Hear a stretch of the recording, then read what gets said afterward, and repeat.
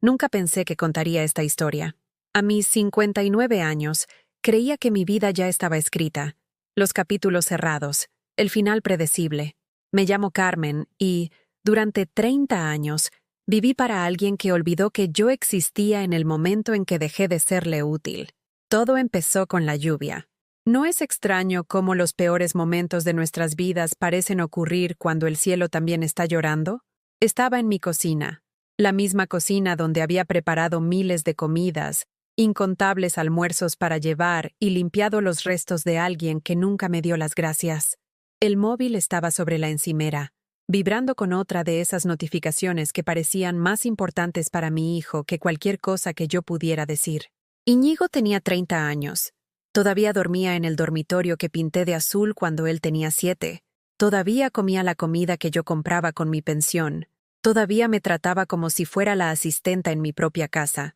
Pero era mi hijo, mi único hijo, el niño que había criado sola después de que su padre nos abandonara, sin dejar nada más que promesas vacías y facturas sin pagar. Alargué la mano para apartar su móvil y poder limpiar la encimera. Un gesto simple, algo que había hecho 1000 veces antes. Pero mis dedos anquilosados por la artrosis, rígidos por años de corregir exámenes y fregar platos, no pudieron sujetarlo bien. El móvil resbaló. Cayó sobre las baldosas con ese chasquido espantoso que todos los padres temen oír. El silencio que siguió fue peor que cualquier tormenta. Me agaché, con las rodillas protestando, y recogí el aparato. La pantalla era una telaraña de grietas, pero aún funcionaba. Aún así, yo sabía lo que se avecinaba. Había convivido con su temperamento el tiempo suficiente para reconocer la calma que precede a su furia. ¿Mamá? Su voz sonó detrás de mí, engañosamente tranquila. ¿Acabas de tirar mi móvil? Me di la vuelta lentamente, con el dispositivo roto temblando en mis manos como un secreto culpable. Iñigo estaba en el umbral de la puerta, con el pelo sucio cayéndole sobre los ojos, vistiendo la misma ropa con la que había dormido durante 3 días. Pero fue su expresión lo que me paró el corazón. Esa mirada fría y calculadora que me recordaba tanto a su padre justo antes de que se marchara durante días. «Lo siento, cariño», susurré, las palabras saliendo automáticas después de décadas pidiendo perdón por cosas que no eran mi culpa. Ha sido un accidente. Puedo llevarlo a arreglar. O quizás podríamos... Fue entonces cuando su mano se disparó y me agarró del pelo. No con suavidad. No como el niño que solía pasar sus dedos por mi cabello mientras le leía cuentos para dormir. Lo agarró con tanta fuerza que las lágrimas brotaron de mis ojos, tirando de mi cabeza hacia atrás hasta que me vi obligada a mirarlo directamente. «No vales para nada», dijo, cada palabra deliberada y afilada como un cristal roto. «¿Lo entiendes? No sirves absolutamente para nada. No puedes hacer nada bien.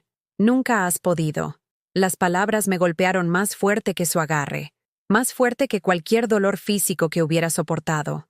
Este era el niño al que había acompañado al colegio todos los días durante 6 años porque tenía miedo de los niños mayores. Este era el adolescente por el que había doblado turnos para comprarle regalos de Navidad, incluso cuando apenas podíamos permitirnos hacer la compra. Este era el joven al que había apoyado durante la universidad, durante sus despidos, durante cada decepción y fracaso, creyendo que mi amor podría de alguna manera compensar la ausencia de su padre. Me soltó el pelo tan bruscamente que tropecé hacia atrás contra la encimera, con el móvil roto todavía en mis manos temblorosas. Podía sentir dónde me había tirado del pelo, el cuero cabelludo sensible y ardiente, pero ese dolor no era nada comparado con el dolor hueco que se extendía por mi pecho. «Limpia este desastre», dijo, dándome la espalda como si yo no fuera más que una sirvienta que le había decepcionado. «Y la próxima vez, mantén tus manos torpes lejos de mis cosas». Me quedé allí, en esa cocina, rodeada de los restos de una vida que había construido con amor y sacrificio, y me di cuenta de que, en algún punto del camino, me había perdido por completo. La mujer que una vez había infundido respeto en 30 alumnos a la vez, que había luchado por la educación de cada niño, que había creído en el poder del conocimiento y la bondad, había desaparecido, reemplazada por esta figura temblorosa que se disculpaba por existir. Si disfrutas de las historias que tocan el corazón, por favor, suscríbete a nuestro canal. Estamos trabajando para llegar a los 1000 suscriptores y realmente ayuda a nuestro trabajo. Y comenta para decirnos desde qué ciudad nos estás viendo.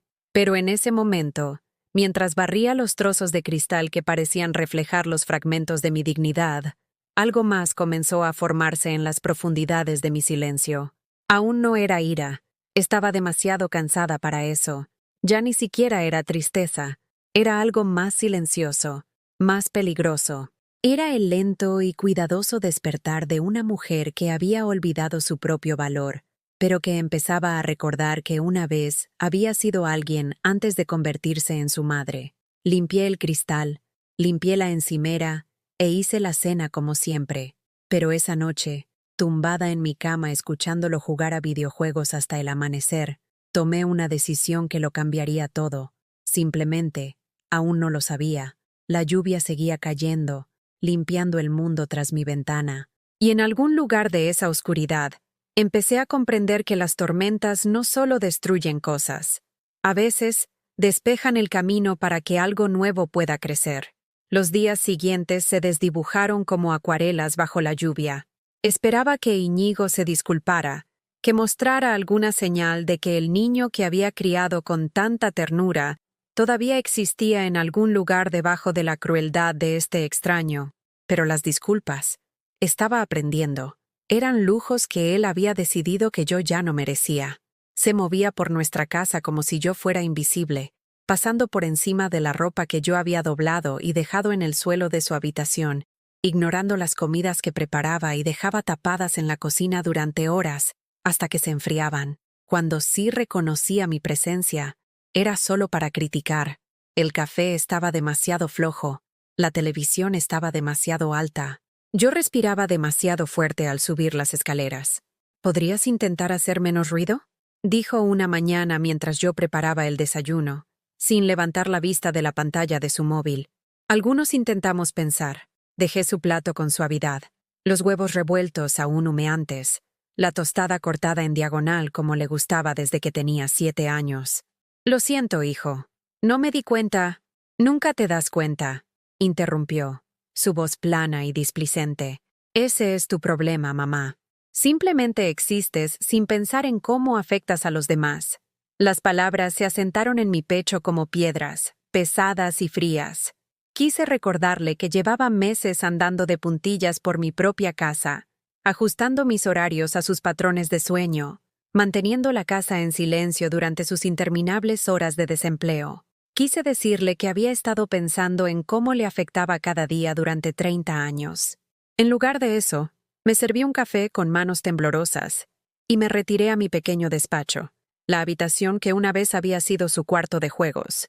Las paredes todavía tenían marcas tenues de donde había colgado su medidor de altura, donde yo había documentado con orgullo cada centímetro que crecía, cada hito que alcanzaba. Ahora esas medidas parecían una cronología de mi propia existencia menguante. Era peor cuando venían sus amigos, Javier y Marcos, otros 2 treintañeros que parecían ver mi casa como su centro de entretenimiento personal, con comida gratis y servicio invisible incluidos. Se despatarraban en mis muebles con los zapatos puestos, dejando botellines de cerveza vacíos en mi mesa de centro, como ofrendas que se esperaba que yo retirara agradecida.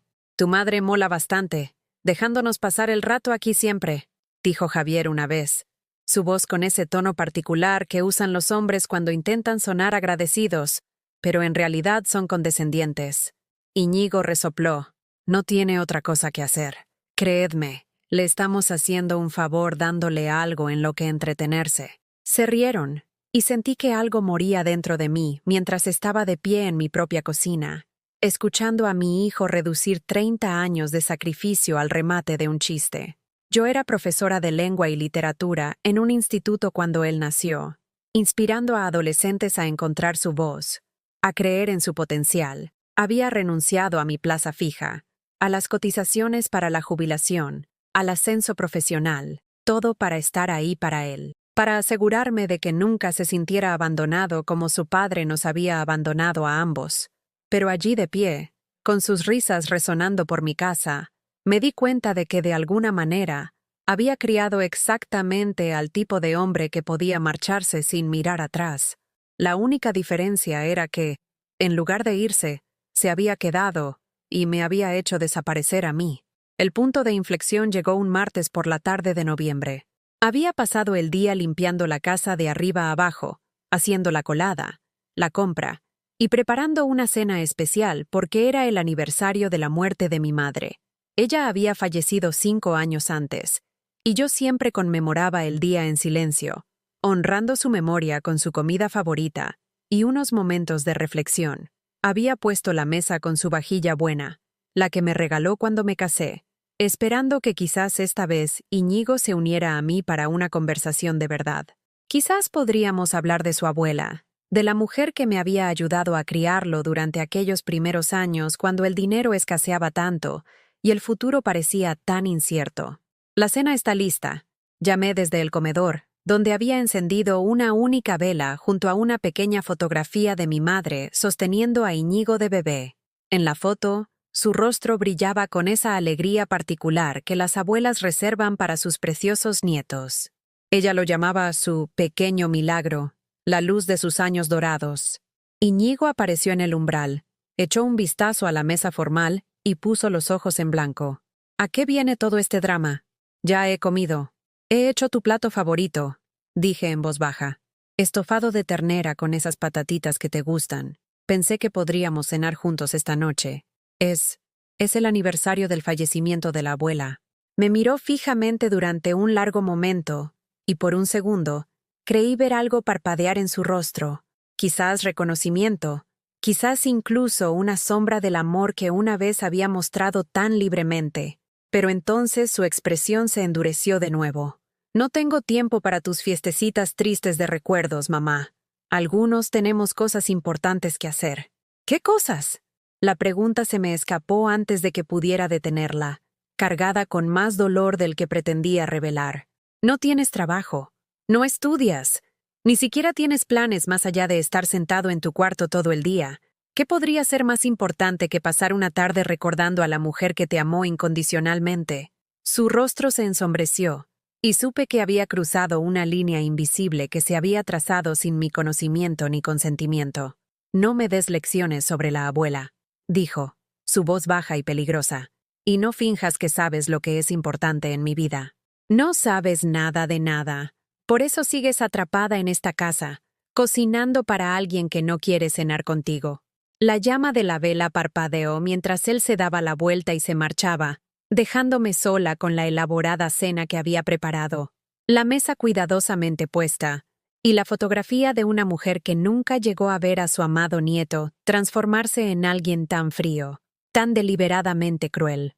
Me senté en la silla donde ella solía sentarse durante las comidas de los domingos, donde contaba historias de su infancia, y ofrecía consejos amables sobre cómo criar a un niño sin padre. Quiérelo lo suficiente por los dos, decía siempre. El amor siempre encuentra la manera, pero el amor, estaba descubriendo, no siempre era suficiente. A veces el amor se convertía en aquello mismo que te hacía vulnerable a ser destruido por la persona que más habías amado. Lo intenté con más ahínco después de esa noche. Dios me perdone, de verdad que lo intenté. Me dije a mí misma que quizás no estaba siendo lo suficientemente comprensiva, que quizás su ira provenía de un dolor que yo no podía ver. Después de todo, crecer sin un padre tenía que dejar cicatrices, ¿no? Quizás su crueldad era solo su forma de protegerse para no volver a ser herido. Así que empecé a andar de puntillas en mi propia casa, midiendo cada palabra, cada movimiento, cada respiración. Aprendí a hacer el café antes de que él se despertara para que el ruido de la cafetera no lo molestara. Empecé a hacer la compra basándome únicamente en sus preferencias, llenando mi carro de bebidas energéticas caras y comida precocinada mientras dejaba de lado las verduras frescas y los cereales integrales que mi médico me había recomendado para la diabetes. Incluso intenté interesarlo en actividades que solíamos disfrutar juntos. Un sábado por la mañana, llamé suavemente a la puerta de su dormitorio con una taza del café caro que él prefería. «¿Íñigo? He pensado que podríamos ir al mercado de agricultores hoy. ¿Recuerdas que solíamos hacerlo cuando eras pequeño?» Siempre te encantaban esas rosquillas. El silencio se alargó tanto que me pregunté si se había vuelto a dormir. Entonces su voz llegó a través de la puerta, ahogada pero inconfundiblemente molesta. Ya no tengo 7 años, mamá. Deja de intentar recrear una infancia de fantasía que probablemente fue tan un asco entonces como lo sería ahora. Pero la fantasía no había sido un asco. Esas mañanas de sábado en el mercado habían sido preciosas para ambos. Me cogía de la mano y parloteaba emocionado sobre todo lo que veía. Las calabazas enormes, los perros amigables, los músicos tocando en las esquinas. Insistía en llevar las bolsas más pequeñas, orgulloso de ayudar a su mamá con la compra.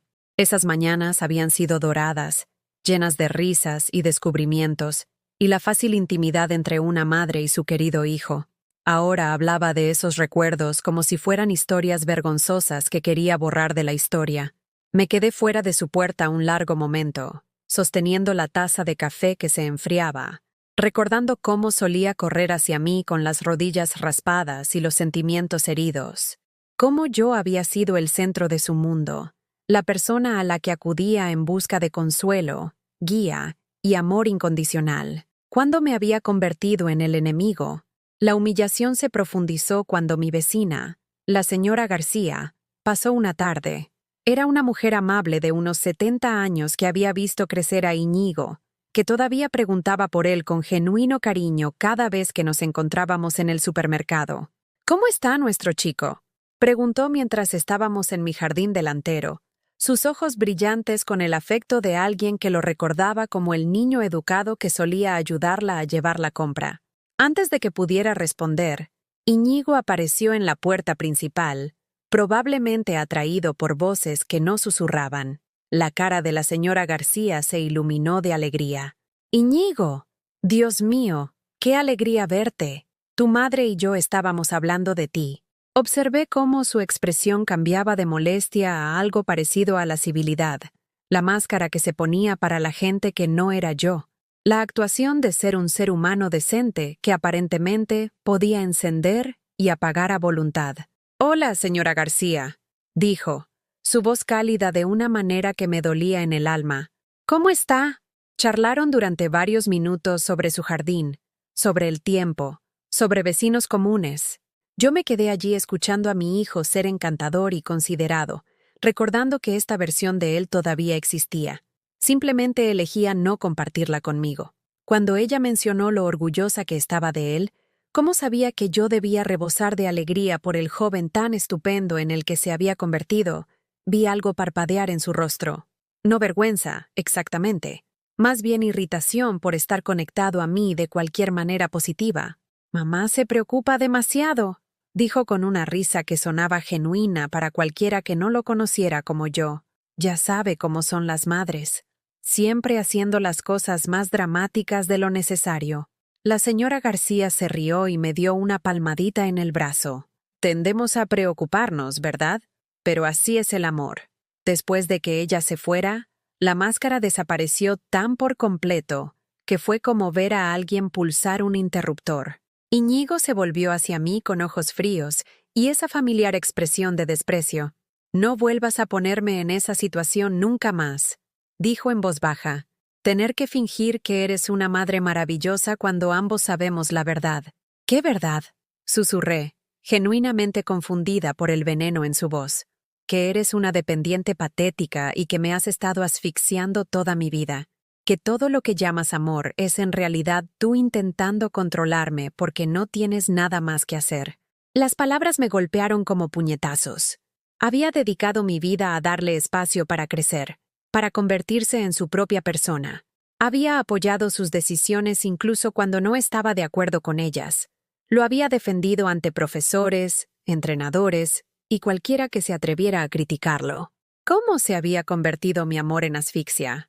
¿Cómo se había convertido mi apoyo en control? Pero el peor momento llegó unas semanas después, durante lo que debería haber sido una simple ida al supermercado. Le había preguntado si quería venir conmigo, esperando que quizás pudiéramos pasar unos minutos juntos fuera de casa, lejos del peso de nuestra historia compartida y los resentimientos acumulados.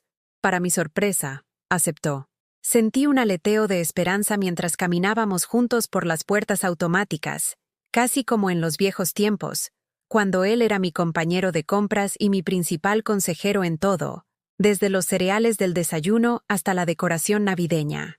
Esa esperanza murió rápidamente cuando nos encontramos con Lidia Pascual, una de mis antiguas compañeras del instituto donde había enseñado durante 15 años. Lidia siempre había sido cálida y solidaria, y su rostro se iluminó cuando nos vio juntos. «Carmen, y este debe ser Iñigo. Dios mío, recuerdo cuando traías sus dibujos a las reuniones de profesores. ¿Estabas tan orgullosa de él?» Sonreí, recordando aquellos días en que sus dibujos cubrían las paredes de mi aula y la nevera de casa. «Este es Iñigo», dije, mi voz cargada del orgullo automático que había sido parte de mi identidad durante 30 años. Lidia se volvió hacia él con genuino interés. «Tu madre hablaba de ti constantemente. Siempre presumía de tus logros. Nos enseñaba tus notas. Nos contaba tus partidos y actuaciones. Tienes mucha suerte de tener una madre que te quiere tanto». Observé atentamente el rostro de Iñigo, esperando ver algún reconocimiento del amor que Lidia estaba describiendo, algún acuse de recibo de que sí, había sido apreciado y celebrado cada día de su infancia. En lugar de eso, su expresión se endureció. «Sí, bueno, así es mi madre. Siempre haciendo que todo gire en torno a ella, incluso cuando supuestamente habla de otras personas». El silencio que siguió fue ensordecedor. La sonrisa de Lidia vaciló mientras intentaba procesar lo que acababa de oír. Sentí que el calor me subía a las mejillas, la vergüenza inundándome al darme cuenta de que estaba presenciando la realidad en la que se había convertido mi relación con mi hijo. Bueno, balbuceó Lidia, claramente incómoda. «Me alegro de haberos visto». Se alejó apresuradamente, dejándonos en el pasillo de los cereales, rodeados de los envases brillantes de los desayunos que solía dejarle elegir cuando era pequeño, cuando hacerlo feliz era tan simple como comprar los cereales que traían un juguete dentro. «¿Tenías que avergonzarme así?», susurré cuando ella se fue. Iñigo me miró con genuina sorpresa. «¿Que yo te he avergonzado a ti? Eres tú la que aparentemente se pasó años aburriendo a tus compañeros con historias sobre mí que nunca te pedí que contaras». Lo miré fijamente, a este extraño con la cara de mi hijo, y me di cuenta de que, de alguna manera, al intentar amarlo perfectamente, había creado a alguien incapaz de reconocer el amor cuando se le ofrecía libremente y sin condiciones. Las semanas que siguieron fueron como vivir a cámara lenta bajo el agua. Cada día se alargaba interminablemente, lleno de un silencio que tenía peso y textura, presionándome hasta que apenas podía respirar. Dejé de intentar entablar conversación con Iñigo. Dejé de hacer sus comidas favoritas. Dejé de esperar que pudiera recordar, aunque fuera por un momento, que yo era la mujer que lo había acunado para dormir cada noche durante los primeros 5 años de su vida. Empecé a entender lo que significaba ser un fantasma en tu propia casa. Me movía por las habitaciones en silencio, eficientemente, como una empleada del hogar a la que se le hubiera ordenado permanecer invisible. Hacía la colada, pagaba las facturas, mantenía las rutinas que hacían funcionar nuestra vida, pero sentía que desaparecía un poco más cada día. El espejo de mi baño empezó a reflejar a una extraña, una mujer con ojos hundidos y hombros curvados hacia adentro, como si intentara proteger lo que quedaba de su corazón. Había perdido peso sin intentarlo. Mi apetito se desvaneció junto con mi sentido de propósito. Mi ropa me quedaba holgada, haciéndome parecer más pequeña, más frágil, como alguien que se estaba desvaneciendo lentamente. Intenté llamar a mi hermana Margarita una tarde, desesperada por conectar con alguien que me recordara como algo más que una presencia no deseada. Margarita vivía en la otra punta del país con su propia familia, su propia vida ajetreada llena de nietos, clubs de lectura y voluntariado en la protectora de animales. «Carmen», dijo cuando respondió, y pude oír una calidez genuina en su voz. «Qué agradable sorpresa. ¿Cómo estás?». La pregunta debería haber sido sencilla de responder. En cambio, me encontré mirando el teléfono, sin saber cómo explicar que ya no estaba segura de estar haciendo algo en absoluto. «Estoy bien», dije finalmente. Solo quería oír tu voz. Hablamos durante unos minutos sobre temas seguros. El tiempo, su jardín, un nuevo restaurante que había probado. Pero cuando intenté mencionar a Íñigo, insinuar la soledad que me estaba consumiendo, pareció distraída. «Qué bien, cielo», dijo con aire ausente cuando mencioné que él seguía viviendo en casa. «Es maravilloso que estéis tan unidos. Ojalá mis hijos me llamaran más a menudo». Unidos. La palabra sonaba como una broma cruel. Vivíamos en la misma casa, pero existíamos en universos completamente separados. Él no sabía nada de mis días, mis pensamientos, mi corazón que se rompía lentamente. Yo no sabía nada de sus planes, sus sentimientos, sus sueños, si es que tenía alguno más allá de hacerme sentir más pequeña cada día. Después de colgar, me senté en mi cocina escuchando los sonidos familiares de la casa, asentándose a mi alrededor. La nevera zumbaba. El reloj hacía tic-tac. Arriba, podía oír los sonidos ahogados de los videojuegos de Íñigo, la ocasional explosión de risa cuando hablaba con sus amigos online, gente que aparentemente lo encontraba divertido y atractivo, cualidades a las que parecía no poder acceder cuando yo estaba en la habitación. Fue entonces cuando me fijé en la foto de la nevera. Era de la Navidad de hacía 2 años, cuando todavía pensaba que podríamos encontrar el camino de vuelta el uno al otro. En la foto, estoy abrazando a Íñigo por detrás mientras él está sentado en el sofá, ambos sonriendo a la cámara. Mi rostro brilla con la alegría particular de una madre que pasa las fiestas con su hijo adulto. Su sonrisa también parece genuina, aunque ahora me pregunto si fue una actuación para la cámara. Quité la foto y la sostuve en mis manos, estudiando nuestros rostros en busca de pistas sobre cuándo todo se había torcido tanto. ¿Cuándo se habían vuelto sus abrazos superficiales? ¿Cuándo se habían vuelto raras sus sonrisas? ¿Cuándo me había convertido en alguien con quien apenas podía tolerar estar en la misma habitación? A la mañana siguiente, encontré la foto partida por la mitad y tirada en la basura. Yo no la había tirado. Me quedé allí mirando los trozos rotos, comprendiendo finalmente que esto no era solo indiferencia o ira temporal. Era crueldad deliberada. Él me había visto quitar la foto. De alguna manera había sabido que me importaba, y la había destruido mientras yo dormía. Mi último recuerdo visible de tiempos más felices entre nosotros, desechado como basura. No lo confronté al respecto. ¿Qué sentido tenía? Solo lo negaría o, peor aún, lo admitiría con esa fría satisfacción que había aprendido a reconocer. En lugar de eso, recogí cuidadosamente los trozos y los guardé en mi joyero, junto al ramillete seco de mi fiesta de graduación del instituto y la pulsera del hospital del día en que nació. El momento más oscuro llegó un lluvioso jueves por la tarde, cuando reuní el valor para limpiar su habitación mientras él estaba fuera con amigos. Hacía meses que no se me permitía entrar, meses de dejar la ropa limpia fuera de su puerta y cambiar las sábanas solo cuando él se dignaba a bajarlas. Lo que encontré rompió algo dentro de mí que ni siquiera sabía que seguía intacto. Las paredes que una vez habían estado cubiertas con sus logros, diplomas de matrícula de honor, trabajos de plástica, fotos de él jugando al baloncesto y actuando en las obras del colegio, ahora estaban desnudas, excepto por un único póster de alguna banda que no reconocí. Los diplomas habían desaparecido, las fotos habían desaparecido. Incluso la pequeña estantería donde había exhibido sus trofeos de la liga infantil había sido vaciada por completo. En la papelera junto a su escritorio los encontré, todos. Años de momentos de orgullo, celebraciones de su crecimiento y logros, arrugados y tirados como si no significaran nada, como si la mujer que había celebrado cada uno de sus logros, que lo había llevado a cada partido y aplaudido en cada actuación, no significara nada. Saqué una foto en particular que hizo que me flaquearan las rodillas.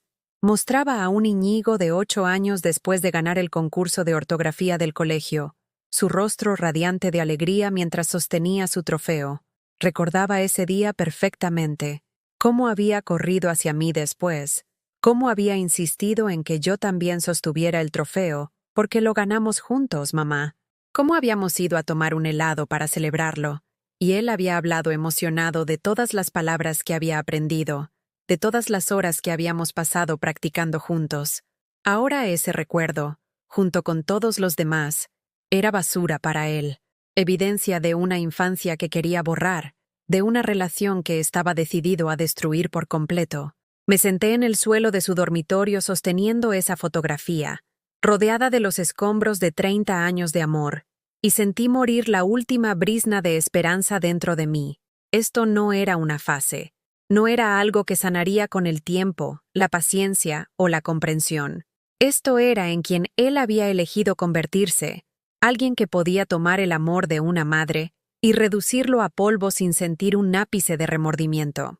Pero mientras estaba sentada allí, en esa tumba de recuerdos desechados, algo más comenzó a formarse en el espacio vacío donde había vivido la esperanza. Ya no era tristeza, ni siquiera era ira, era algo más silencioso, pero infinitamente más peligroso.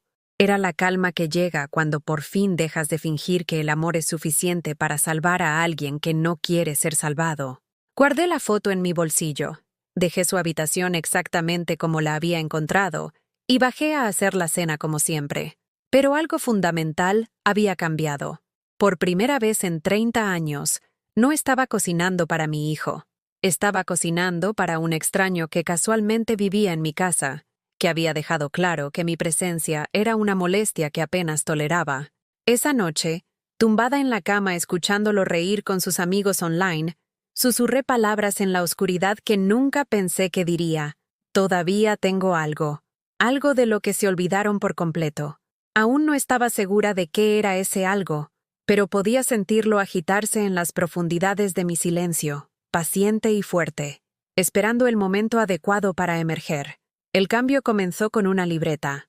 Nada dramático ni profundo, solo un simple cuaderno de tapas duras que encontré en el cajón de mi escritorio mientras buscaba sellos.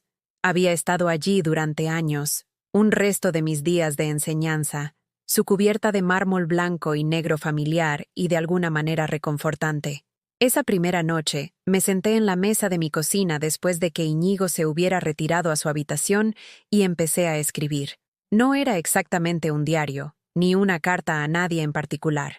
Simplemente comencé a documentar lo que estaba sucediendo en mi vida, las palabras fluyendo sobre la página como agua después de una larga sequía.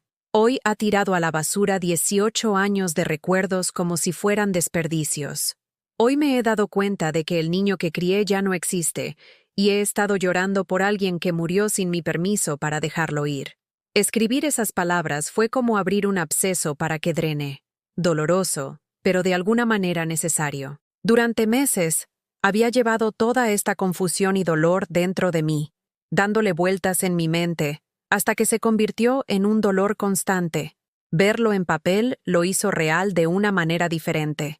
No solo mi imaginación o mi hipersensibilidad, sino eventos reales que le habían sucedido a una persona real que merecía algo mejor.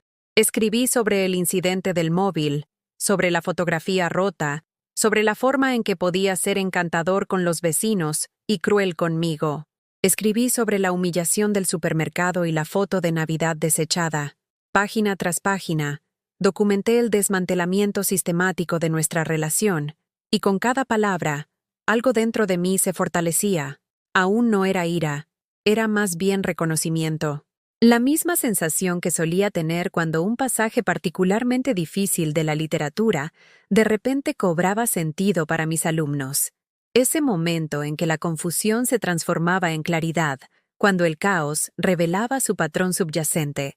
Empecé a observar a Iñigo de manera diferente, no como su madre desconsolada, sino como la educadora cualificada que una vez fui. Lo observaba interactuar con sus amigos.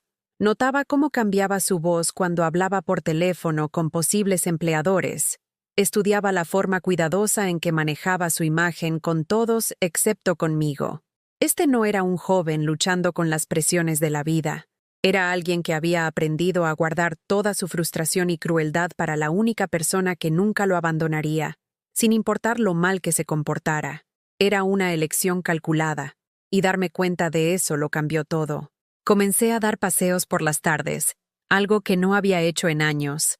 Al principio era solo para escapar de la atmósfera sofocante de la casa, para respirar aire que no llevara el peso de su desaprobación. Pero gradualmente, esos paseos se convirtieron en algo más precioso. Tiempo que me pertenecía por completo. Un espacio donde podía existir sin disculparme por ello. El barrio se veía diferente al atardecer, más suave de alguna manera, más indulgente. Redescubrí calles por las que había caminado cuando Iñigo era pequeño, parques donde habíamos jugado juntos cuando su risa era el sonido más hermoso de mi mundo. Pero ahora, en lugar de sentir nostalgia, sentí algo inesperado, alivio. Alivio de ya no ser responsable de la felicidad de otra persona. Alivio de poder caminar a mi propio ritmo, detenerme cuando algo llamaba mi atención, tomar cualquier calle que me apeteciera. Durante uno de estos paseos, me encontré con Clara Méndez, la bibliotecaria de la sucursal cerca de mi antiguo instituto. Habíamos trabajado juntas en programas de alfabetización años atrás, antes de que mi vida se contrajera al tamaño de las necesidades de un hijo ingrato. «¡Carmen!», exclamó, su rostro iluminándose con genuino placer. «Justo estaba pensando en ti el otro día. Estamos iniciando un nuevo programa de alfabetización para mujeres inmigrantes, y recordé lo dotada que eras para hacer la lectura accesible a los estudiantes reacios. ¿Te interesaría ser voluntaria?». La pregunta me pilló por sorpresa. ¿Cuándo fue la última vez que alguien había valorado mis habilidades? Me había visto como útil para algo más que fregar platos y pagar facturas. ¿Cuándo fue la última vez que alguien me había pedido que contribuyera a algo significativo? Yo no estoy segura de recordar cómo hacerlo, dije con sinceridad. Ha pasado tanto tiempo desde que enseñé. La sonrisa de Clara se ensanchó. Confía en mí. Es como montar en bici. Nunca se olvida. Y estas mujeres necesitan exactamente lo que tú tienes que ofrecer: paciencia, experiencia y la capacidad de ver potencial donde otros podrían ver problemas. Prometí pensarlo, pero de camino a casa esa tarde, me di cuenta de que ya lo había decidido. Por primera vez en años, alguien me había recordado que solía ser buena en algo importante, que una vez había tenido un propósito más allá de servir a alguien que ni siquiera podía verme como un ser humano. En casa, encontré a Íñigo en la cocina, rebuscando en la nevera con su habitual aire de insatisfacción arrogante. Levantó la vista cuando entré, observando mi aspecto ligeramente despeinado con evidente irritación. «¿Dónde estabas?». «Te estaba buscando». «Di un paseo», dije simplemente, sin disculparme por mi ausencia ni explicar a dónde había ido. La falta de disculpa pareció confundirlo. «Bueno, nos hemos quedado sin esa proteína en polvo que me gusta. Tienes que comprarla mañana». Lo miré de verdad, como si lo viera claramente por primera vez. Este hombre de 30 años, sano y capaz, dando órdenes a su madre como si fuera su asistente personal. Esta persona que no contribuía en nada a nuestro hogar, pero esperaba que todo girara en torno a sus preferencias. «Puedes ir a comprarla tú mismo», dije en voz baja. «¿Sabes dónde está la tienda?». El silencio que siguió se sintió diferente a nuestros silencios habituales. Este tenía peso, sustancia, como el momento antes de un trueno. Íñigo me miró fijamente como si hubiera hablado en un idioma extranjero. «¿Qué?». «He dicho que puedes ir a comprarla tú mismo. Tienes 2 piernas funcionales, carnet de conducir y acceso al mismo coche que uso yo. No hay ninguna razón por la que necesite hacerte la compra». Lo vi procesar esta negativa sin precedentes. Vi cómo la confusión se convertía en irritación y luego en la ira fría que tan bien conocía. Pero por primera vez, no me inmuté, no me disculpé ni retrocedí, ni me ofrecí a ir a la tienda yo misma si eso lo hacía feliz. «¿Qué te pasa?», exigió. «Nada», dije. Y era la verdad. No me pasaba nada. Algo se había ido. La necesidad desesperada de ganarme el amor de alguien que no tenía intención de darlo. La creencia de que de alguna manera era responsable de su felicidad. El miedo de que defenderme haría que se fuera. Porque estaba empezando a entender algo profundo. Él no se iba a ir. ¿Dónde más podría vivir sin pagar alquiler, comer gratis y tener a alguien que limpiara sus desastres mientras él no contribuía absolutamente en nada? Había estado aterrorizada de perderlo, pero la verdad era que él me necesitaba mucho más de lo que yo lo necesitaba a él. Simplemente había estado demasiado cegada por el amor para ver el poder que había estado cediendo. Esa noche, volví a escribir en mi libreta.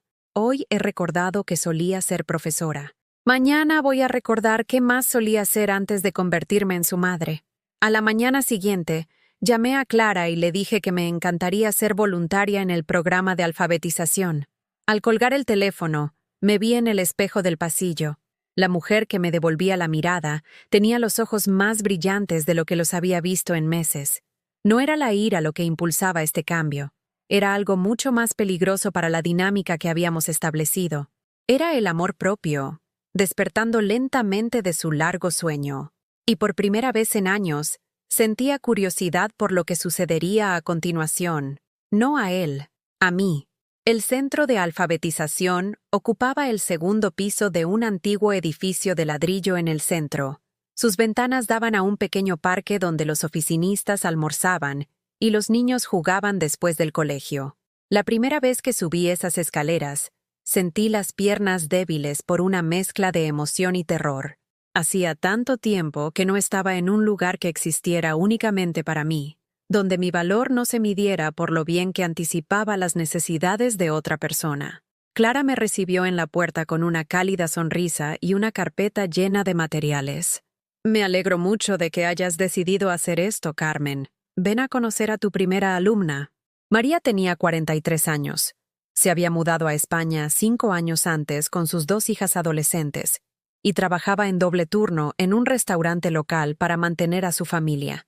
Hablaba español lo suficientemente bien como para tomar nota de los pedidos y dar el cambio, pero leer seguía siendo un misterio que le impedía ayudar a sus hijas con los deberes, entender documentos legales y perseguir el título de enfermería con el que había soñado desde la infancia. «Me da vergüenza», dijo durante nuestra primera sesión, sus dedos jugueteando con el borde de un libro de lectura básico. «Mis hijas leen mejor que yo. Me ayudan con las facturas, con las cartas del colegio. Me siento, ¿cómo se dice? Atrasada». Reconocí algo en sus ojos que había estado viendo en mi propio espejo durante meses. La vergüenza de sentirse inferior, de depender de personas que quizás no siempre velen por tus intereses. Pero sentada frente a ella, sentí algo que no había experimentado en años. Útil, importante, capaz de marcar una diferencia real en la vida de alguien. «No hay nada de qué avergonzarse por querer aprender», le dije, y lo decía de corazón. «Eres una de las personas más valientes que conozco. Se necesita coraje para admitir lo que no sabemos y aún más coraje para hacer algo al respecto». Trabajar con María despertó partes de mí que había olvidado que existían. La profesora que podía desglosar conceptos complejos en pasos manejables. La mentora que podía ver potencial donde otros solo veían problemas. La mujer que una vez había creído que la educación era el regalo más poderoso que podías dar a otro ser humano. Empecé a pasar 3 tardes a la semana en el centro de alfabetización, y durante esas preciosas horas, recordé quién solía ser antes de consumirme en la gestión de las emociones y necesidades de otra persona. Volví a ser Carmen la educadora, no Carmen la madre fracasada, o Carmen la asistenta invisible. En casa, estos cambios fueron sutiles pero significativos. Dejé de preguntarle a Íñigo por sus planes para el día. Dejé de dejarle comidas tapadas en la cocina para que comiera cuando le apeteciera. Dejé de hacer su colada a menos que la bajara y me lo pidiera educadamente. No fui hostil ni dramática con estos cambios. Simplemente comencé a vivir como si yo también tuviera una vida que importara. El cambio lo confundió. Se había acostumbrado a mi constante disponibilidad, a mi disposición a dejar lo que estuviera haciendo para atender a sus deseos inmediatos. Ahora, cuando me llamaba desde arriba, yo podía responder: «Estoy ocupada ahora mismo. ¿Puede esperar?». A veces ni siquiera estaba en casa cuando él esperaba que estuviera. «¿Dónde vas todo el tiempo?», preguntó una tarde, su tono cargado con la irritación de alguien que había encontrado la cocina vacía cuando esperaba que la cena estuviera lista. «Soy voluntaria en el centro de alfabetización del centro», respondí con calma, sin levantar la vista de las programaciones que estaba preparando en la mesa de la cocina. Se quedó mirando los papeles extendidos frente a mí, como si fueran la prueba de alguna traición incomprensible. ¿Desde cuándo? Desde el mes pasado. Estoy enseñando a leer a mujeres inmigrantes que quieren mejorar su español. ¿Por qué? La pregunta reveló mucho sobre cómo me veía, lo pequeño que había permitido que se hiciera mi mundo en su imaginación. ¿Por qué querría yo hacer algo significativo? ¿Por qué necesitaría un propósito más allá de servirle a él? Porque se me da bien, dije simplemente. ¿Y porque me hace sentir útil? Tú eres útil, dijo, pero su tono dejó claro que no era un cumplido. Era un recordatorio de mi papel adecuado, mi función designada en su vida. Lo miré entonces. A este hombre niño que no podía imaginar que su madre pudiera tener valor más allá de lo que podía proporcionarle. Te soy útil a ti, corregí, pero solía serle útil al mundo. Esa conversación marcó el comienzo de su creciente inquietud. Había dado por sentada mi devoción de tal manera que mis más pequeños actos de independencia le parecían una amenaza. Cuando empecé a cerrar la puerta de mi dormitorio con llave por la noche, no porque le temiera físicamente, sino porque necesitaba un espacio psicológico que fuera enteramente mío, me interrogó al respecto repetidamente. ¿Desde cuándo cierras la puerta con llave? ¿Escondes algo? No escondo nada, dije. Solo estoy reclamando un poco de privacidad en mi propia casa. No le gustó esa respuesta, pero no podía articular por qué sin revelar cuán completamente había asumido la propiedad de mi tiempo, mi espacio, mi existencia entera. Durante este periodo, también comencé a investigar cosas que nunca antes había necesitado entender. Ley de propiedad, derechos del inquilino, el proceso legal para echar a un hijo adulto de la casa de sus padres. Descubrí que, dado que Iñigo nunca había pagado alquiler, nunca había firmado un contrato, nunca había contribuido a los gastos de suministros o la hipoteca, tenía muy pocas protecciones legales si yo decidía que ya no quería que viviera en mi casa. Este conocimiento era poder, pero lo guardé para mí, almacenándolo como un arma secreta que esperaba no tener que usar nunca. También abrí mi propia cuenta bancaria por primera vez desde mi matrimonio. Durante 30 años, nuestras finanzas habían estado combinadas, su nombre en todo porque él era mejor con el dinero. Pero me di cuenta de que mi pensión y mi prestación de la seguridad social me pertenecían solo a mí, y no había ninguna razón legal para que tuvieran que pasar por cuentas a las que él pudiera acceder. El día que salí del banco con mi propia libreta de cheques, mi propia tarjeta de débito, mi propia independencia financiera, fue como un cumpleaños y una graduación todo en uno. Me senté en mi coche durante 10 minutos solo mirando la tarjeta de plástico con mi nombre grabado en relieve. Carmen María Morales. No, señora de Ryan Morales, o la madre de Iñigo, sino mi propio nombre, mi propia identidad, mi propio futuro financiero. En el centro de alfabetización, mis alumnas comenzaron a confiarme sus historias. Rosa me contó cómo lo dejó todo en El Salvador para dar a sus hijos una oportunidad de seguridad y educación. Elena compartió sus sueños de abrir una pequeña panadería donde pudiera vender los panes tradicionales que su abuela le había enseñado a hacer. Carmen habló de su esperanza de convertirse en ciudadana para poder votar y tener voz en el país que había dado refugio a su familia. Estas mujeres se habían enfrentado a decisiones imposibles. Habían dejado todo lo familiar. Habían soportado dificultades que yo no podía imaginar. Todo por la oportunidad de construir una vida mejor para ellas y sus familias. No se quejaban de sus circunstancias, ni culpaban a otros de sus luchas. Simplemente trabajaban, con una determinación silenciosa y una esperanza inquebrantable, hacia el futuro que querían crear. Estar rodeada de su fuerza me recordó que yo también tenía opciones. Que a los 59 años, no era demasiado tarde para decidir qué tipo de vida quería vivir, qué tipo de persona quería ser, qué tipo de tratamiento estaba dispuesta a aceptar de los demás. Una tarde, mientras ayudaba a María a deletrear las palabras de una carta del colegio de su hija, me miró con lágrimas en los ojos. «Doña Carmen», dijo, «usted me da algo que perdí hace mucho tiempo. Me da, ¿cómo se dice? Esperanza en mí misma». De camino a casa esa noche, me di cuenta de que ella me había dado algo igualmente precioso. Me había recordado que la transformación era posible a cualquier edad, bajo cualquier circunstancia, si tenías el coraje de dar el primer paso. Aparqué en la entrada de mi casa y me quedé un momento sentada, mirando la casa en la que había vivido durante más de una década, las ventanas brillando con una luz cálida que la hacía parecer acogedora y hospitalaria desde fuera. Pero yo conocía la realidad interior, el frío silencio, la tensión constante, la forma en que mi presencia era tratada como una molestia en lugar de un regalo. Esa noche, escribí en mi libreta: mañana voy a llamar a una abogada, no porque haya decidido qué hacer, sino porque quiero entender todas mis opciones. El conocimiento es poder, y es hora de que recuerde lo poderosa que solía ser.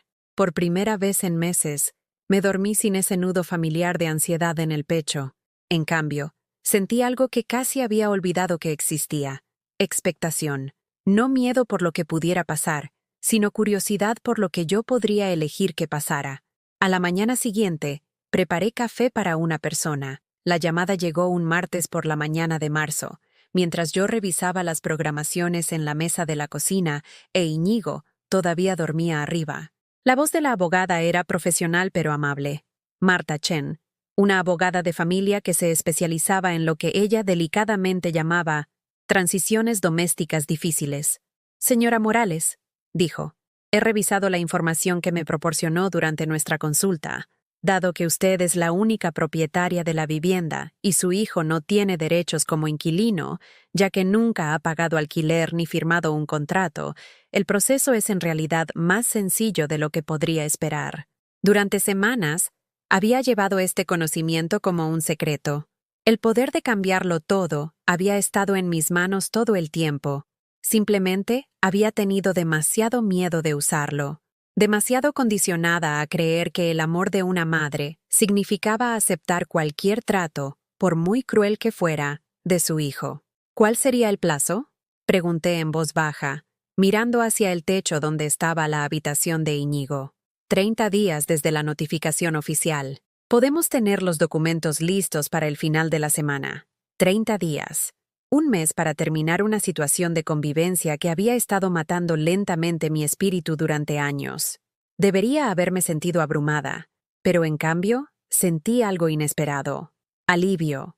Esa tarde en el centro de alfabetización, observé a Elena practicar la lectura de una receta que su abuela había escrito con una cuidada caligrafía antes de fallecer.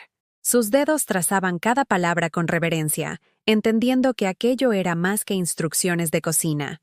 Era una conexión con la familia, con la tradición, con el amor expresado a través del acto de nutrir a otros.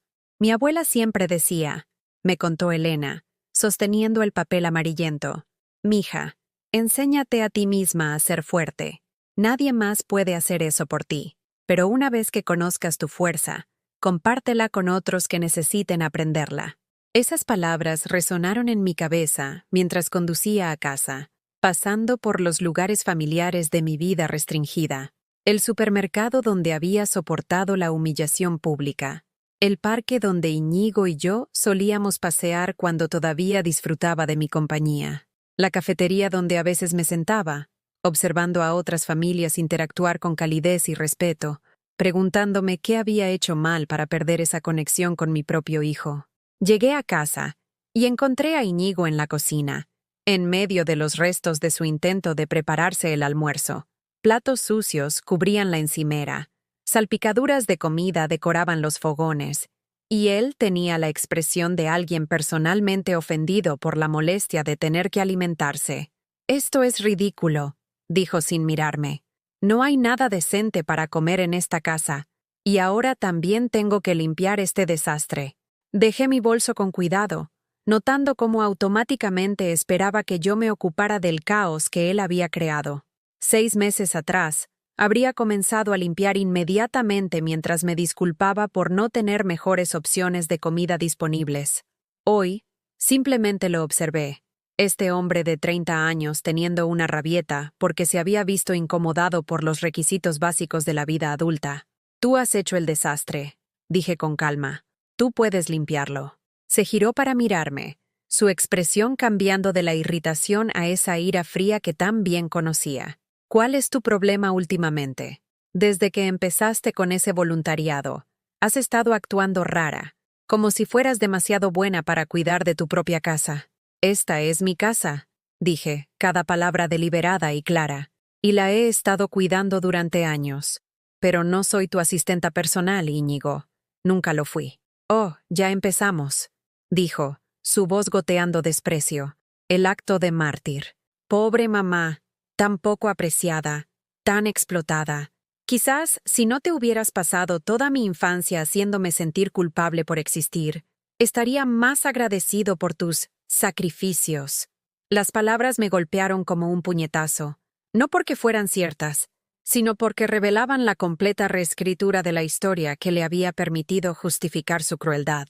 En su versión de nuestra historia, mi amor había sido asfixiante, mi cuidado había sido manipulación, mis sacrificios habían sido un chantaje emocional diseñado para controlarlo. Nunca te hice sentir culpable por existir, dije en voz baja. Celebré tu existencia cada día. Hice trabajos extra para pagar tus clases de música, tu material deportivo, tus viajes escolares. Asistí a cada partido, a cada concierto, a cada tutoría. Presumía de ti ante cualquiera que quisiera escuchar porque estaba orgullosa de ti. Exacto, dijo, como si mis palabras demostraran su punto. Todo siempre se trataba de lo que tú querías de mí, tu hijo perfecto, tu pequeño logro. Nunca te importó lo que yo realmente quería. Lo miré fijamente, a este extraño con el rostro de mi hijo, y me di cuenta de que ninguna cantidad de pruebas lo convencería de que había sido amado genuinamente. Había construido una narrativa que hacía que mi afecto fuera tóxico y su crueldad justificada. Y nunca iba a abandonar esa historia porque era lo único que le permitía vivir consigo mismo. ¿Y qué quieres ahora, Íñigo?, pregunté. Ahora mismo, a los 30 años, ¿qué es lo que realmente quieres de tu vida? La pregunta pareció pillarlo por sorpresa. Abrió la boca, luego la cerró y la abrió de nuevo.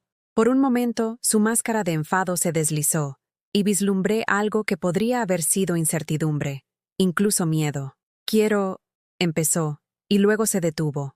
Quiero que dejes de intentar controlarme. Quiero vivir mi vida sin que estés constantemente encima, constantemente juzgando, constantemente intentando convertirme en alguien que no soy. De acuerdo, dije simplemente. Puedes tenerlo. La facilidad de mi acuerdo claramente lo confundió. Se había preparado para una discusión, para lágrimas, para el tipo de drama emocional que reforzaría su imagen de mí como manipuladora y dependiente. ¿Qué significa eso?, exigió. Significa que voy a darte exactamente lo que quieres. Independencia total. No más estar encima. No más expectativas. No más intentos de mantener una relación que obviamente no quieres. Fui a mi bolso y saqué los documentos legales que Marta Chen había preparado, los que llevaba 3 días conmigo mientras reunía el valor para usarlos. Los puse sobre la encimera entre nosotros, junto al desastre que él había hecho y que esperaba que yo limpiara. ¿Qué es esto?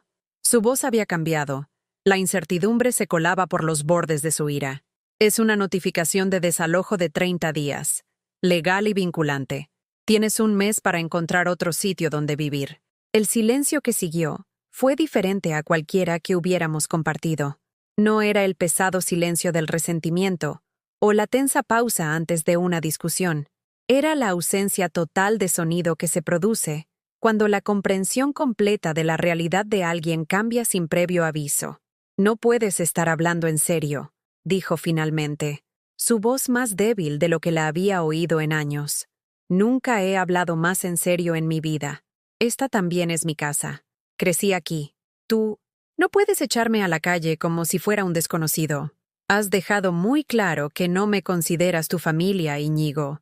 Me tratas como a una compañera de piso no deseada en mi propia casa. Me has dicho repetidamente que no valgo para nada, que mi amor es asfixiante, que mi presencia en tu vida es algo que soportas en lugar de valorar. Así que te estoy dando la libertad que has estado pidiendo. Lo observé procesar esto. Vi el momento en que se dio cuenta de que no iba de farol, de que no estaba siendo dramática, de que no buscaba que se disculpara y suplicara perdón. Simplemente, había llegado a mi límite. ¿Y a dónde se supone que voy a ir?, preguntó. Y por primera vez en meses, sonó como el niño perdido que yo recordaba en lugar del extraño cruel en el que se había convertido. Ese ya no es mi problema, dije, y las palabras se sintieron como saltar de un acantilado al vacío. Eres un hombre hecho y derecho. Ya te las apañarás. No puedes hacerme esto. No después de todo lo que hemos pasado juntos. ¿Todo lo que hemos pasado? Repetí.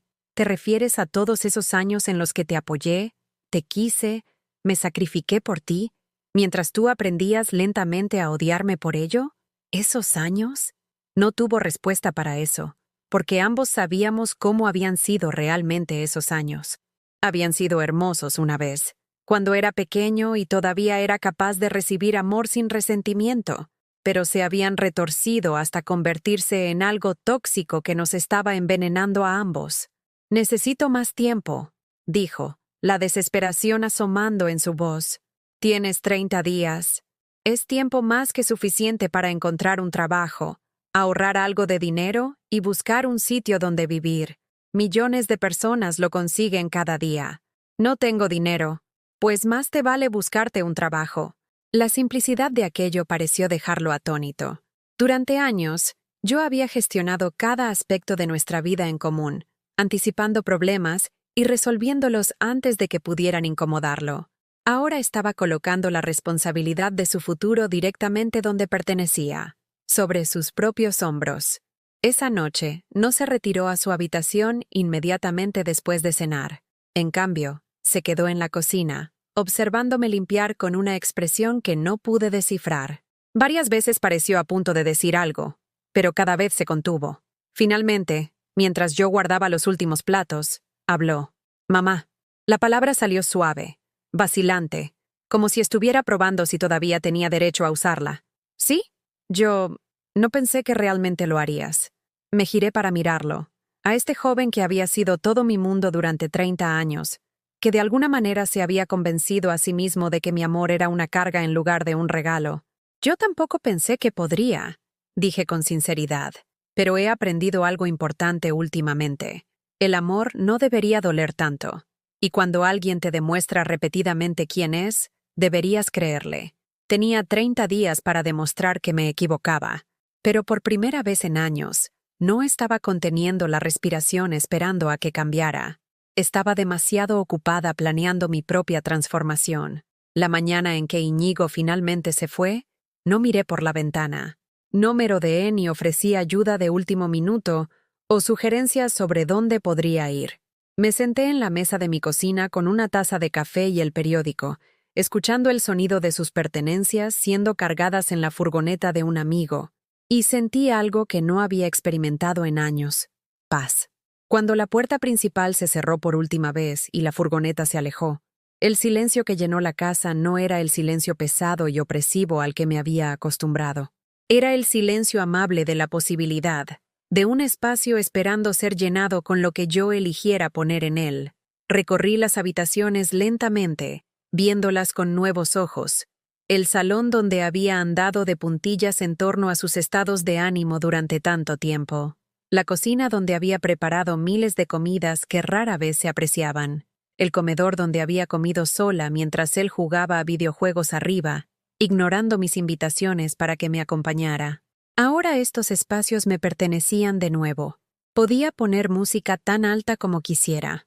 Podía dejar libros en la mesa de centro sin preocuparme de que los movieran o criticaran. Podía cocinar lo que me apeteciera, cuando me apeteciera. Podía existir sin monitorear constantemente la temperatura emocional de otra persona y ajustar mi comportamiento en consecuencia. La primera semana sola fue una revelación. Dormí hasta que me apeteció levantarme. No porque una alarma me dijera que comenzara otro día de servir a alguien que no podía ver mi valor. Desayuné lentamente, leyendo el periódico entero en lugar de hojear los titulares entrecoladas. Tomé largos baños, sin sentirme culpable por usar agua caliente o tomarme tiempo para mí.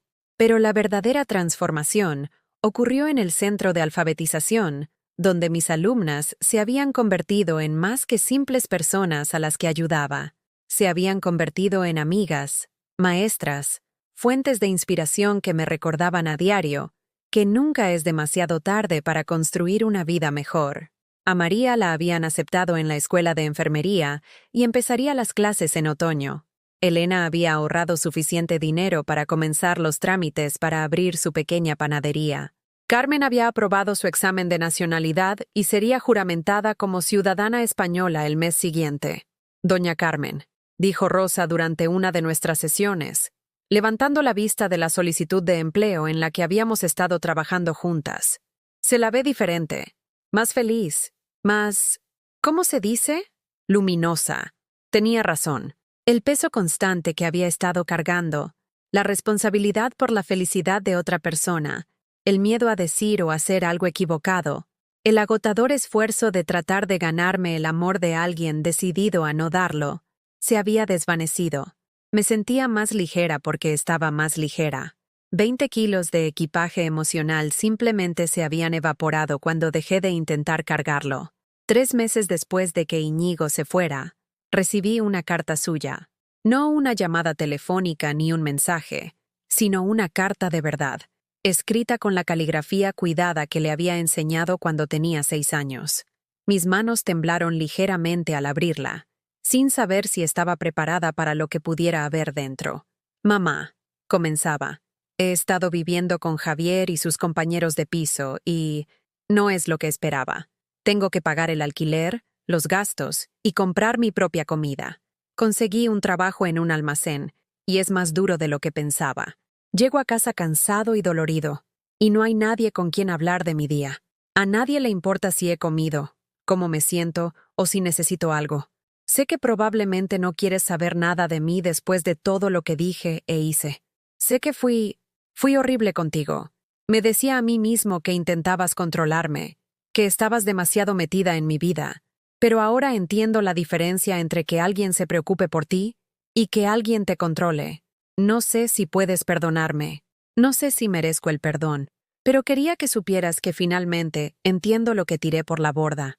Tenía una madre que me amaba incondicionalmente, que habría hecho cualquier cosa por mí, que nunca dejó de creer en mí incluso cuando le di todas las razones para hacerlo. Y traté ese amor como si no valiera nada. No escribo esto para pedirte que me dejes volver. Sé que quemé todos los puentes. Escribo porque merecías oír a alguien decir lo que debería haber dicho cada día durante 30 años. Gracias. Gracias por todo lo que hiciste, todo lo que sacrificaste, todo lo que me diste, y que fui demasiado egoísta para apreciar. Espero que ahora seas feliz. Espero que estés viviendo la vida que mereces, rodeada de gente que vea tu valor como yo debería haberlo visto. Te quiero, mamá. Siempre te quise, incluso cuando estaba demasiado roto para demostrarlo adecuadamente. Íñigo. Leí la carta 3 veces, sentada en mi soleada cocina con las lágrimas corriendo por mi rostro. Pero no eran lágrimas de tristeza o arrepentimiento. Eran lágrimas de alivio, de cierre, de un capítulo que finalmente terminaba como tenía que terminar. Él estaba aprendiendo, como yo había aprendido, que los actos tienen consecuencias, que las relaciones requieren respeto y esfuerzo mutuos, que el amor no es algo que puedas dar por sentado sin acabar perdiéndolo. La lección era dolorosa para él, pero era necesaria, y había llegado en el momento perfecto, después de que yo ya hubiera reconstruido mi vida en torno a mi propio valor en lugar de su aprobación. Le respondí, pero no de inmediato. Esperé una semana, pensando cuidadosamente en lo que quería decir y en lo que estaba dispuesta a ofrecer. Cuando finalmente me senté a responder, las palabras surgieron con facilidad. Querido Íñigo, escribí. Gracias por tu carta y por la disculpa. Significa más para mí de lo que puedas imaginar. Me alegro de que estés aprendiendo a cuidarte y que estés empezando a entender la diferencia entre el amor y el control. Tienes razón en que las cosas entre nosotros no pueden volver a ser como antes. Pero eso no es necesariamente algo malo. La forma en que eran las cosas no era sana para ninguno de los dos. Yo me había perdido a mí misma tratando de ser todo lo que necesitabas, y tú habías aprendido a dar el amor por sentado en lugar de valorarlo. Soy feliz ahora, más feliz de lo que he sido en años. Vuelvo a enseñar, a marcar la diferencia en la vida de las personas, a recordar quién soy cuando no me defino enteramente por ser la madre de alguien. Tengo amigas que valoran mis opiniones, alumnas que aprecian mi ayuda y una vida que se siente plena y significativa. Si estás listo, Y cuando lo estés, para tener una relación basada en el respeto mutuo y el cuidado genuino por el bienestar del otro, estoy abierta a explorar cómo podría ser. Pero será una relación diferente a la que teníamos antes. Una entre dos adultos que eligen estar en la vida del otro, no una en la que yo sacrifico todo por alguien que no puede ver mi valor. Yo también te quiero, hijo. Siempre lo haré. Pero ahora también me quiero a mí misma. Y eso lo cambia todo. Mamá. 6 meses después, me pidieron que coordinara todo el programa de alfabetización para adultos del ayuntamiento. El puesto venía con un sueldo, prestaciones y el tipo de respeto profesional que no había experimentado en años. Más importante aún, venía con el conocimiento de que estaba marcando una diferencia real en la vida de las personas, ayudándolas a construir un futuro mejor para ellas y sus familias. En mi primer día en el nuevo puesto, llegué temprano y me quedé de pie en mi despacho, con mi nombre en la puerta y mis títulos en la pared, y me maravillé de lo completamente que había cambiado mi vida. Hacía un año, era una mujer que se disculpaba por respirar demasiado fuerte en su propia casa. Ahora era de nuevo una educadora profesional, una líder, una persona cuya experiencia era valorada y cuyas contribuciones importaban. Sonó el teléfono de mi escritorio y respondí con confianza. Carmen Morales, coordinadora de alfabetización de adultos. ¿Señora Morales? La llaman de la alcaldía. Nos gustaría hablar con usted para que dé una charla en el próximo Congreso de Educación sobre sus enfoques innovadores en el aprendizaje de adultos. Mientras anotaba la cita en mi agenda, vi mi reflejo en la ventana del despacho. La mujer que me devolvía la mirada tenía los ojos brillantes, los hombros rectos, y una sonrisa que no era forzada ni actuada para beneficio de otra persona. Parecía alguien que conocía su propio valor, que había aprendido a valorarse a sí misma como una vez había valorado a los demás. Esa tarde, llegué a mi casa silenciosa y preparé la cena para una persona sin sentirme sola o triste por ello. Ya era suficiente compañía para mí misma. Tenía intereses, metas, amistades y un trabajo que me llenaba. Había construido una vida que estaría completa, aunque nadie más se uniera a ella. Más tarde, mientras estaba sentada en mi sillón favorito leyendo un libro que había elegido puramente para mi propio disfrute, mi móvil vibró con un mensaje de María. Doña Carmen, me gradúo de la escuela de enfermería el mes que viene. ¿Vendrá a la ceremonia? Usted es como de la familia para mí ahora. Familia. No porque hubiera sacrificado todo para ganarme el amor de alguien, sino porque había ofrecido mis habilidades, mi tiempo y mi cuidado genuino a personas que podían reconocer y valorar esos regalos. Familia por elección, construida sobre el respeto y el aprecio mutuos en lugar de la obligación y la culpa. Respondí al mensaje. No me lo perdería por nada del mundo. Mirando hacia atrás ahora, entiendo que Íñigo tenía razón en una cosa. Había estado tratando de controlar a alguien. Pero no era a él a quien intentaba controlar, era a mí misma. Había tenido tanto miedo de que no me quisieran que me había ido retorciendo en formas cada vez más pequeñas, esperando convertirme en lo que otra persona necesitara que fuera.